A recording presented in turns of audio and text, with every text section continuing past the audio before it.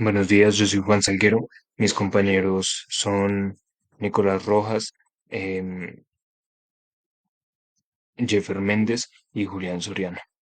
Nuestro tema es la conformación de vidrio plano y tubular. Bueno, empezó con una introducción al vidrio que habla un poco de su historia, su composición química y sus propiedades generales. En este contexto es clave pues para entender cómo se conforma el vidrio plano y tubular, que pues es el tema central de nuestra exposición. Bueno, empezaré con una breve historia del vidrio que pues empieza al año 3500 a.C. en civilizaciones antiguas como Mesopotamia y Egipto. Inicialmente el vidrio se utilizaba para fabricar joyería o algunos adornos. En este entonces las técnicas de producción eran rudimentarias y no permitían crear piezas muy grandes o complejas. Ya fue que con el tiempo, y especialmente en el Imperio Romano, las técnicas mejoraron significativamente. Los romanos fueron los primeros en usar vidrio a gran escala, principalmente ventanas y recipientes. Y pues un dato curioso es que para esta época todavía el vidrio era algo de lujo y solo lo tenían las clases altas. Pero pues ya a medida de que avanzaron las técnicas, especialmente en la Edad Media y más tarde con la Revolución Industrial también, la producción del vidrio se hizo más eficiente y económica, lo que permitió una expansión a múltiples sectores. Hoy en día el vidrio es un material omnipresente en nuestra vida cotidiana. Bueno, continúo con los diferentes tipos de vidrio que varían según sus aditivos, que ya es más hacia la composición del vidrio. Em, el componente principal del vidrio es el dióxido de silicio, que proviene de la arena para producir vidrio. Este silicio se mezcla con otros compuestos más comunes como la soda, que se añade para reducir el punto de fusión del vidrio, haciendo que sea más fácil de moldear, y la cal, que aumenta la durabilidad y la resistencia al material. A temperaturas muy altas, normalmente entre 1400 y 1600 grados Celsius, estos componentes se funden y forman una masa líquida que se puede moldear en la forma deseada.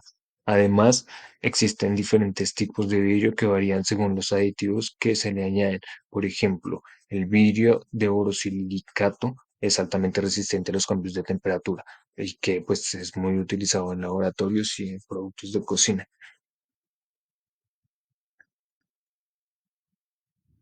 Bueno, ahora sí con las propiedades generales del vidrio.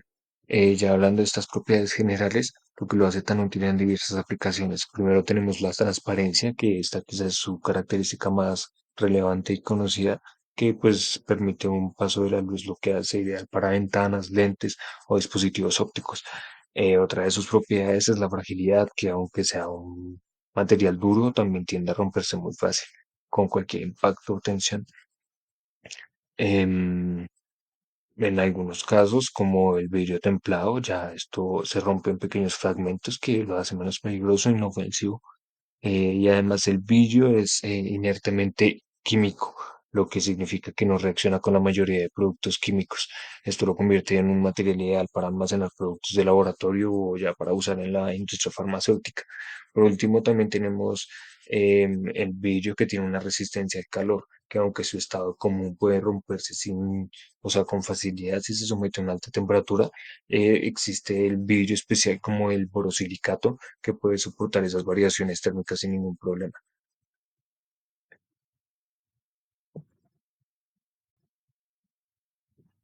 Bueno, ya como conclusión, el vidrio pues ha evolucionado a lo largo de la historia desde ser un material de lujo utilizado en joyería hasta convertirse en algo más complejo y más esencial, tanto en cualquier tipo de cosa que se vea, como pues también una diversa variabilidad en la construcción, la tecnología y también la ciencia.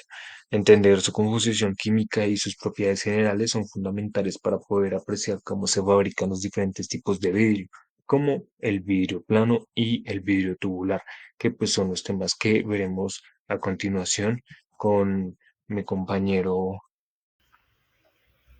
Pasando ahora como tal a los procesos de conformación del vidrio, hablaremos primero sobre la conformación del vidrio plano, que pues básicamente es el proceso mediante el cual se produce vidrio en láminas delgadas y uniformes que se utilizan pues comúnmente en ventanas, espejos, pantallas, pues entre otras cosas. se hablarán de tres procesos, que son el proceso de flotado, el laminado y el proceso de fusión y estirado.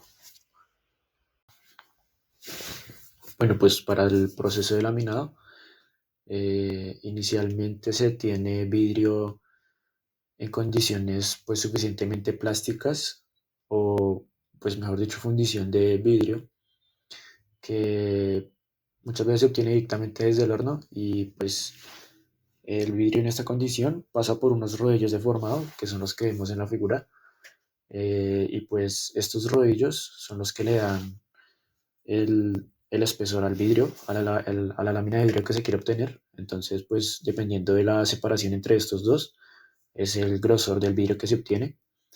Después de que pasa por los rodillos de formado, se pasa por unos rodillos de soporte y pues de aquí el vidrio puede entrar directamente a un proceso de recocido, pues en el que podrían mejorar primero pueden mejorar su acabado y también pueden mejorar sus propiedades mecánicas. Y pues generalmente en el proceso de laminado se requiere un proceso posterior de detalle, por lo que pues a veces se requiere rectificar y pulir pues la superficie para que quede un vidrio más con mejores terminaciones. Bueno, también tenemos el proceso de flotado, que tiene una ventaja sobre el proceso de laminado y es que en este proceso se obtienen superficies lisas, entonces a diferencia del proceso de laminado no se requiere realizar pues acabados posteriores.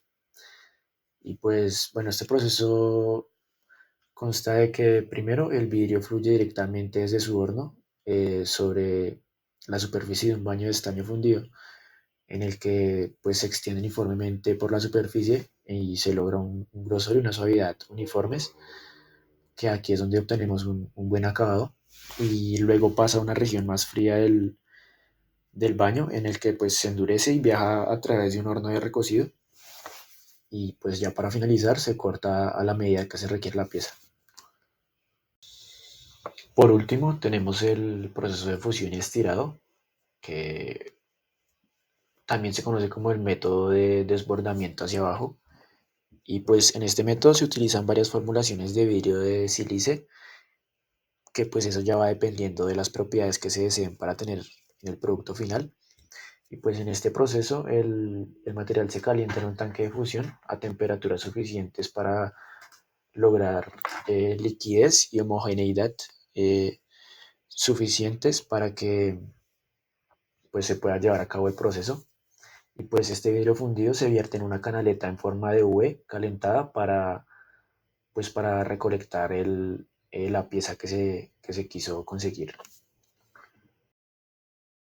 La conformación del vidrio tubular consiste en diferentes técnicas, puntualmente tres en especial, las cuales consisten en el proceso de soplado, prensado y estirado, cada una de ellas con aplicaciones distintas, con procesos distintos y con herramientas y máquinas de procesamiento distintos. Comenzando con el proceso de estirado, el cual consiste en llevar el material a un punto bastante alto de temperatura, más bajo que el de fusión, pero lo suficiente para moldear el material, en este caso vidrio, de tal manera que se le puedan dar terminaciones, formas, diseños puntualmente muy difíciles de hacer por medio de soplado o por medio de prensado. Las aplicaciones de esta industria o de estos procesos son puntualmente en la industria farmacéutica, haciendo ampolletas, viales de vidrio, y es muy funcional al momento de realizar tubos de vidrios de paredes delgadas con cierta terminación curva o diseños un poco más complicados. El proceso de soplado es uno de los más conocidos y más utilizados mundialmente debido a su capacidad de adaptación a las necesidades del moldeamiento o a las necesidades de la fundición de vidrio, de los procesos de vidrio. El soplado, valga la redundancia, consiste en calentar el material a cierta temperatura por debajo del punto de fusión con el fin de darle cierta forma, a veces por medio de un mandril giratorio y se le inyecta aire. Aparte también se pueden generar por molde, donde se echa el líquido o se echa el material fundido y por medio de un mandril o por medio de una manguera se logra expandir el material al molde. Ya después de eso se solidifica y posterior a eso pues ya queda la pieza completamente hecha. Eso sería pieza final o pieza casi final. Por último, por el proceso de prensado, tenemos un proceso bastante simple en el cual mediante un molde fijo se vierte el material fundido completamente de tal manera que llegue a todos los extremos del molde y por medio de un pistón, de un émbolo o de simple presión manual en la antigüedad se genera la forma deseada del molde. Ya después de esto se retira el molde, se retira, perdón, el pistón o el émbolo de tal manera que quede el molde y encima de ello la pieza de vidrio. Después de eso se saca y se finiquita quitándole la rebaba o quitándole, haciéndole pequeños detalles a la extrusión que se realizó. Las aplicaciones de este proceso son principalmente tuberías o tubos, jarrones. Así generalmente son piezas complementarias o decorativas, tales y como se ven en las figuras de la derecha.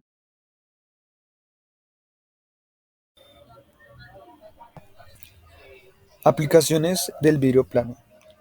Este vidrio fabricado mediante el proceso de flotación utilizando principalmente ventanas y paneles.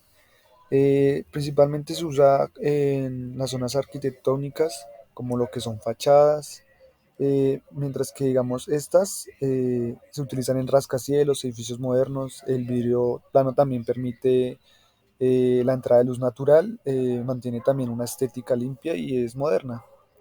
Las ventanas se utilizan principalmente en edificios residenciales y comerciales. También sirve para el aislamiento térmico y acústico. Mientras tanto también sirve para hacer puertas y particiones interiores para espacios abiertos y modernos en oficinas y hogares. También se utilizan sistemas de energía solar, ya que este vidrio plano se utiliza también como panel en los paneles solares, fotovoltaicos y térmicos. Gracias a su capacidad, también puede transmitir luz de forma eficiente. Este vidrio también posee unas características de que tiene una superficie lisa y uniforme, tiene una buena transparencia y es fácil de manipular y cortar. En los usos industriales encontramos la automoción y en la electrónica. La automoción se utiliza como tal para conocer en las parabrisas y ventanas de los automóviles, con tratamientos especiales para mayor resistencia y seguridad. Y en los dispositivos electrónicos o en la electrónica se utilizan las pantallas de dispositivos como teléfonos, televisores y computadores. Aplicaciones del vidrio tubular. Este vidrio tubular fabricado mediante un proceso de estirado usado en tubos y envases. Las principales características de este material es que es resistente a altas temperaturas y productos químicos y también tiene variedad de tamaños y grosores. En las aplicaciones del vidrio tubular encontramos los usos en la industria farmacéutica. Se utilizan en los envases de medicamentos. Estos son tubos de vidrio para ampollas, viales y frascos de medicinas inyectables, ya que es químicamente inerte y no reacciona con los contenidos. También el almacenamiento de muestras. Se utilizan tubos para análisis clínicos y almacenamiento de reactivos. El uso en laboratorios. Se utiliza como por medio de instrumentos de medición, lo que son tubos de ensayo, buretas, pipetas y matraces utilizados para medir y manipular líquidos de manera precisa, entre otros dispositivos. El material de vidrio de laboratorio resistente. Este vidrio es de fabricación de equipos que soportan altas temperaturas como crisoles, cilindros y recipientes. Otros usos industriales del vidrio tubular son las tuberías especializadas en sectores como la petroquímica, donde se requiere resistencia a la corrosión y durabilidad a altas temperaturas. También en la iluminación, esto es más común, utilizan la fabricación de tubos fluorescentes y lámparas LED debido a la transparencia y durabilidad del vidrio tubular. El vidrio, como impacto ambiental de la producción del vidrio, eh, el consumo de energía, la fabricación del vidrio requiere temperaturas extremadamente altas, que es por encima de los 1500 grados centígrados, lo que implica un alto consumo de energía, especialmente cuando se utilizan fuentes de energía no renovables, como el carbón y el gas natural.